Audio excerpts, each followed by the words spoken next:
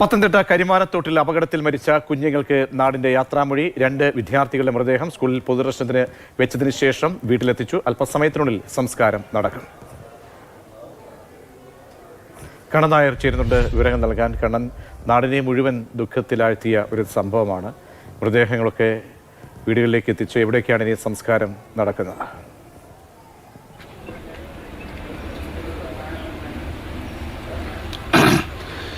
ഇനി നിമിഷങ്ങൾ മാത്രമേ ആ വീട്ടുകളിൽ ആ കുഞ്ഞുങ്ങളുടെ ഭൗതിക ശരീരം ഉണ്ടാവുകയുള്ളൂ. അല്പസമയത്തിനുള്ളിൽ തന്നെ സംസ്കാര ചടങ്ങുകളിലേക്ക് പോകും.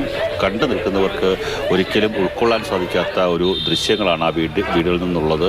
ഇന്നലെ വൈകിട്ട് വരെ അല്ലെങ്കിൽ ഇന്നലെ രാവിലെ നിറചിരികളോട് പോയതാണ്. ആ കുഞ്ഞുങ്ങളുടെ ചേതനേറ്റ ശരീരമാണ് ഇന്ന് വീട്ടിലേക്ക് എത്തിച്ചിരിക്കുന്നത്. ഏതാണ്ട് ഒരു 100-150 മീറ്റർ കൂടിയും ആ ഓട്ടോറിക്ഷ ഓടി വന്നിരുന്നെങ്കിൽ ആ കുഞ്ഞുങ്ങൾക്ക് 2 പേർക്ക് അവരുടെ വീടിൻ്റെ മുറ്റത്തിറങ്ങാൻ സാധിക്കുമായിരുന്നു. പക്ഷേ എന്തുകൊണ്ടോ ആ ഒരു അപകടം ഉണ്ടാകുന്നു. അപകടം എങ്ങനെയാണ് ഉണ്ടായതെന്ന് സംബന്ധിച്ചൊരു അന്വേഷണം ഇപ്പോൾ മോട്ടോർ വാഹന വകുപ്പും പോലീസും ഒക്കെ തന്നെ നടത്തുന്നുണ്ട്. പക്ഷേ ആ വീട്ടിലെ ദൃശ്യങ്ങൾ വികാരപരമായിട്ടുള്ളതാണ്, വൈകാരികമായിട്ടുള്ളതാണ്. കാര്യം ആ സ്കൂളിലേക്ക് 11:30 2 കുഞ്ഞുങ്ങളുടെയും മൃതദേഹങ്ങൾ എത്തിച്ചത്. ആ സമയത്ത് ആ കുഞ്ഞുങ്ങളുടെ 2 മൃതദേഹത്തെയും കെട്ടിപ്പിടിച്ച് കിടന്ന് കരയുന്ന അധ്യാപിക എല്ലാവരുടെയും കണ്ടൊരു വലിയ വിഷമം ഉണ്ടാക്കുന്നു.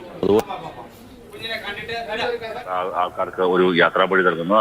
അതിനുശേഷം വീട്ടിലേക്ക് എത്തിക്കുന്ന സമയത്തും നാട്ടുകാരും ഈ കുഞ്ഞുങ്ങളെ ഒരു തവണ പോലും കണ്ടിട്ടില്ലാത്ത ആൾക്കാർ പോലും ഇവിടേക്ക് എത്തുന്നതും അവർ കരഞ്ഞുകൊണ്ട് തിരിച്ചിറങ്ങി പോകുന്നതുമാണ് നമുക്ക് കാണാൻ സാധിക്കുന്നത്. അല്പസമയത്തിനുള്ളിൽ തന്നെ ആ വീടിന്റെ പരിസരത്ത് തന്നെ വീടിനോട് നമുക്ക് കാണാൻ സാധിക്കുന്നത്. അല്പസമയത്തിനുള്ളിൽ തന്നെ ആ വീടിന്റെ പരിസരത്ത് തന്നെ വീടിനോട് ഈ 2 വീടുകൾ തമ്മിൽ ഒരു 100 മിനിറ്റിന്റെ വ്യത്യാസമേ ഉള്ളൂ. ആ വീടുകൾ പരിസരത്ത് തന്നെ അവർക്ക് വേണ്ടിയുള്ള ഒരു അന്ത്യകർമ്മത്തിന് വേണ്ടിയുള്ള 6 മണ്ണ് ഒരുക്കിക്കൊണ്ടിരിക്കുകയാണ്.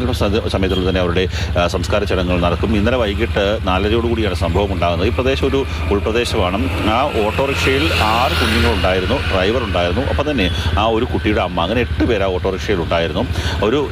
ഈ ഓട്ടോറിക്ഷയുടെ മുമ്പിൽ കൂടി ഒരു പാമ്പ് കടന്നു പോകുന്നത് കുട്ടികൾ കണ്ടു. കുട്ടികളത് പറയുകയും ചെയ്തു. പെട്ടെന്ന് ആ നിയന്ത്രണം വിട്ട് നേരെ 50 അടി താഴ്ചയിലേക്ക് ആ ഓട്ടോറിക്ഷ മറിയുകയാണ്. ആ ഓട്ടോറിക്ഷ മറിഞ്ഞു കിടക്കുന്ന സ്ഥലത്തേക്ക് ഇന്ന് രാവിലെ ഞാനവിടെ പോയിരുന്നു. നമുക്ക് താഴെ നടന്നിറങ്ങി ചെല്ലാൻ പോലും സാധിക്കാത്ത രീതിയിലുള്ള ഒരു കൊക്കയെന്ന് തന്നെ പറയാൻ സാധിക്കും. അവിടെയാണ് ആ ഓട്ടോറിക്ഷ മറിഞ്ഞത്. അതിൽ ആദിലക്ഷ്മി എന്ന് പറയുന്ന കുഞ്ഞിൻ്റെ ഭൗതിക ശരീരം ആദ്യം പുറത്തേക്കെടുത്തു. ബാക്കി പരിക്കേറ്റ 4 പേരെ കൂടി എടുത്ത് ആശുപത്രിയിലേക്ക് കൊണ്ടുപോയി. അതിനുശേഷം ഒരു കുഞ്ഞിനെ കൂടി കാണാനുണ്ട് എന്നുള്ള വിവരം വൈകിട്ടോടുകൂടിയാണ്, ഒരു 5:45 പരക്കുന്നത്. അപ്പോഴേക്കും ഫയർഫോഴ്സ് ഉദ്യോഗസ്ഥരൊക്കെ തന്നെ രക്ഷാപ്രവർത്തന ദൗത്യം അവസാനിപ്പിച്ച് മടങ്ങിയിരുന്നു. പിന്നീട് വീണ്ടും അവരും നാട്ടുകാരും ഒക്കെ തന്നെ വന്ന് യദുകൃഷ്ണൻ്റെ ഭൗതിക ശരീരം എടുക്കുമ്പോൾ 8:15 ആ സമയത്ത് കാല് മാത്രം മുകളിലേക്ക് നിൽക്കുന്ന 2 പാറയ്ക്കിടയിൽ ഈ കുട്ടിയുടെ മൃതദേഹം വെള്ളത്തിൽ കിടക്കുന്നതാണ് കാണാൻ സാധിച്ചത്. അങ്ങനെ ആ മൃതദേഹവും എടുത്ത് കോന്നി മെഡിക്കൽ കോളേജ് ആശുപത്രിയിലേക്ക് എത്തിച്ചു. പക്ഷേ അവിടെ എത്തിച്ചപ്പോഴേക്കും ജീവൻ നഷ്ടമായിരുന്നു. മറ്റ് 3 പേരിൽ ഒരാൾ കോട്ടയം മെഡിക്കൽ കോളേജിൽ, ഒരാൾ തിരുവല്ലയിലെ സ്വകാര്യ ആശുപത്രിയിൽ, ഒരാൾ പത്തനംതിട്ടയിലെ സ്വകാര്യ ആശുപത്രിയിൽ ചികിത്സയിലാണ്. ഒപ്പം തന്നെ ഈ ഓട്ടോ ഡ്രൈവറുടെ പരിക്കും ഗുരുതരമാണ്. അയാളുടെ തലയ്ക്കാണ് പരിക്കേറ്റിട്ടുള്ളത്. ഈ പാമ്പിനെ കണ്ട് ഭയന്ന് വെട്ടിച്ചപ്പോൾ നാടിനെ മുഴുവൻ കണ്ണീരിലാഴ്ത്തിയ സംഭവമായിരുന്നു. പത്തനംതിട്ടയിൽ ഓട്ടോ മറിഞ്ഞ 2